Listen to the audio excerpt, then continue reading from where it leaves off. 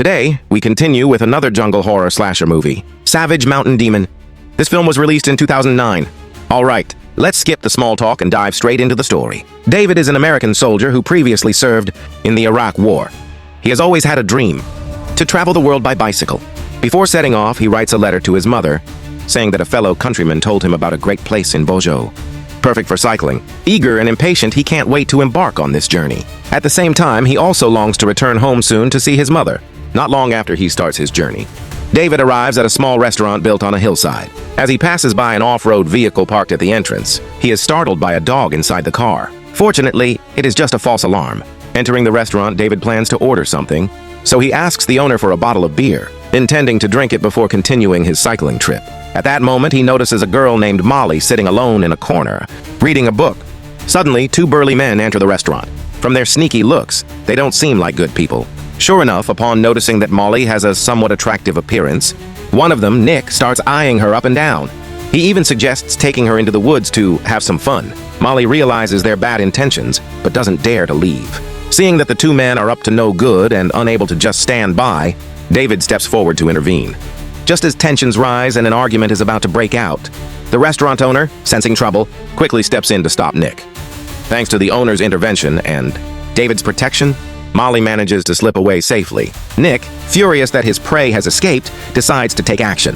The owner warns him that this is his place, and that he better not force him to bring out his weapons. Under the owner's angry glare, David also takes the opportunity to leave the restaurant safely.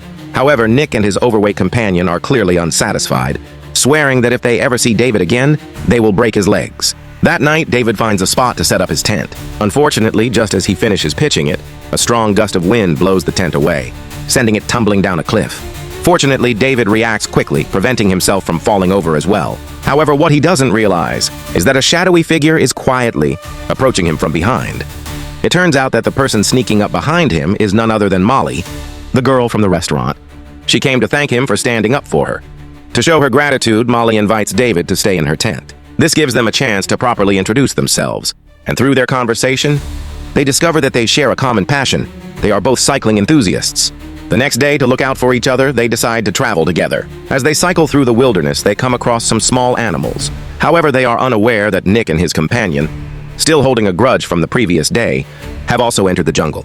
Armed with weapons, they appear to be hunting, seemingly planning to harm the little creatures. Just as Nick prepares to pull the trigger, Molly spots them. Realizing the animals are in danger, she quickly shouts. The loud noise startles the animals, causing them to flee. Nick, now furious that his hunt has been ruined, realizes it was the same two people from yesterday. He and his companion swear to kill them. Sensing they've been spotted, David and Molly immediately flee. However, the ruthless Nick refuses to let them go and, along with his companion, chases them in an off-road vehicle. At one point, Nick takes a shot, nearly hitting Molly. She loses her balance and falls to the ground. David quickly turns back to rescue her. Acting fast, he throws a rock at their vehicle's windshield, causing it to swerve off the road. Seeing that their pursuers are temporarily delayed, David and Molly quickly ride away. They don't travel far before reaching a small lake. Not seeing any sign of the hunters behind them, they decide to stop and tend to their wounds. What they don't realize is that they have unknowingly entered the territory of a serial killer. Just as they finish treating their injuries, a strange noise suddenly comes from behind them.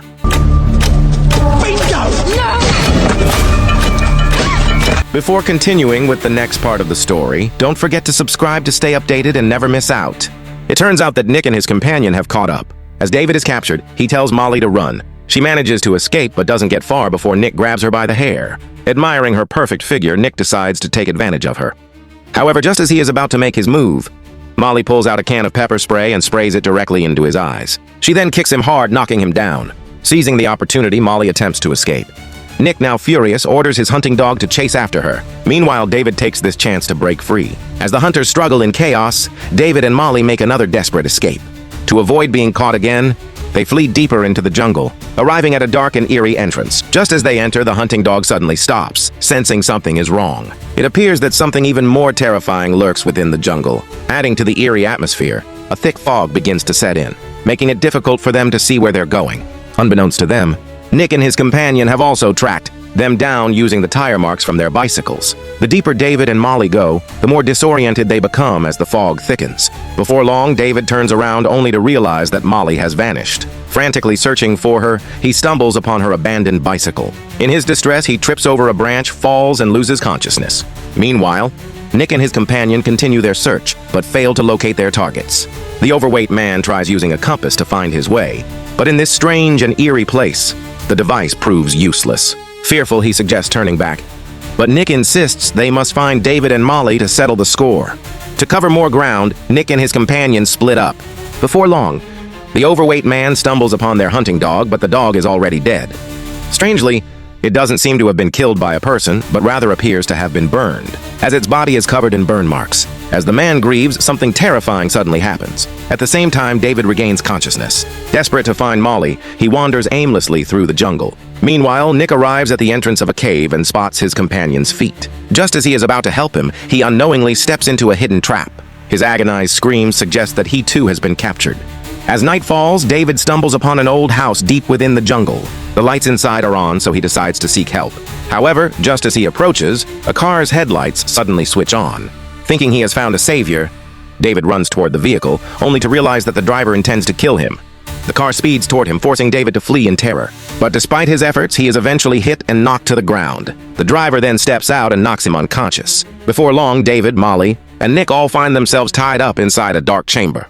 As they regain consciousness, they realize they are bound to wooden slabs, surrounded by chains and torture devices. Suddenly, a gaunt, skeletal-looking figure approaches them. To their horror, they realize that this man is a psychopathic serial killer. He then activates an electric switch, sending a surge of electricity directly to Nick's wooden slab. Nick writhes in agony, screaming in pain, while the sadistic killer records everything, enjoying the sight of his victims in torment.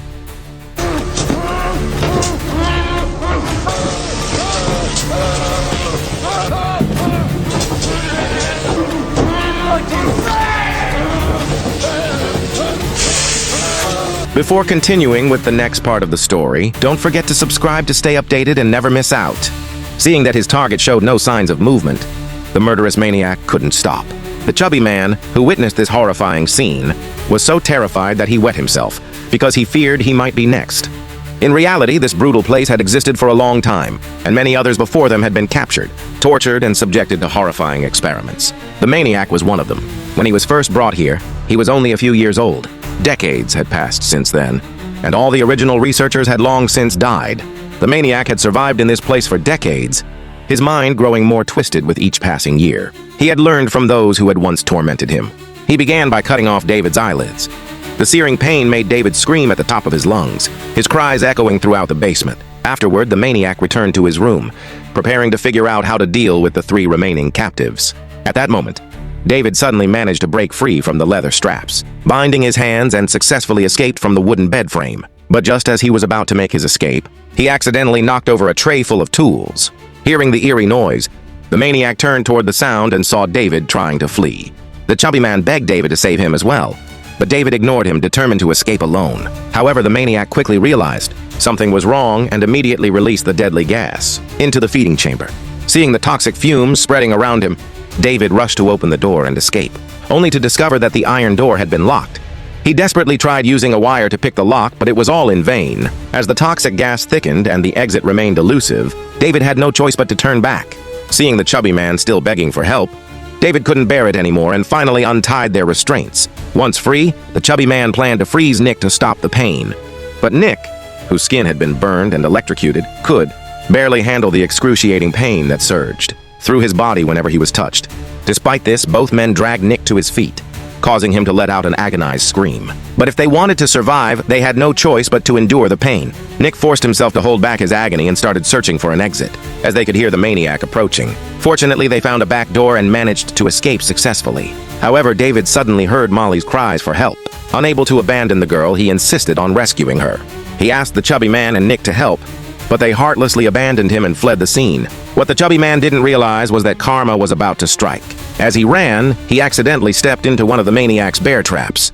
He cried out for help, but Nick, just as ruthless, immediately abandoned him and ran away.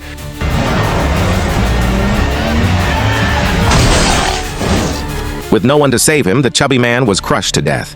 The maniac then got into a car and chased after Nick. Nick thought he could escape, but his bad luck continued. He accidentally stepped on a nail, sticking out of a wooden plank. As he tried to pull the nail out, the maniac caught up to him, raised his sickle, and swiftly slit Nick's throat. Meanwhile, David followed the sound of a woman's voice and found another hidden room. Inside, he discovered numerous suitcases, shoes, and a large pile of passports, evidence that many people had already fallen victim to the maniac. In the adjacent room, David found a stack of videotapes. A large screen was playing an old video featuring members of a mysterious organization. He started to suspect that the maniac was somehow connected to them. Suddenly, the door shut on its own. The maniac had returned. Seeing the imminent danger, David quickly shut another door behind him and ran. Just as he was about to escape, he heard Molly's voice again, calling from the basement. The sound was coming from behind a door. David opened it and went down, searching the area. But Molly was nowhere to be found. Instead, he discovered a pile of charred corpses, their time of death unknown. Then, in a nearby corner, he found Molly's necklace. As he picked it up to examine it further, something terrifying happened.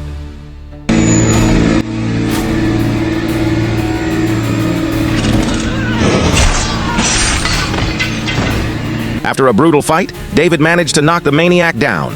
He tried to climb up the stairs to escape. But just as he was halfway up, the supposedly dead maniac struck him with the sickle again. When David regained consciousness, he found himself back in the feeding chamber, lying on the same wooden bed. A doctor approached him. "You're back in the peaceful world now," the doctor said. David was utterly confused. "Where am I?" he asked. The doctor replied, "This is a field hospital in Iraq."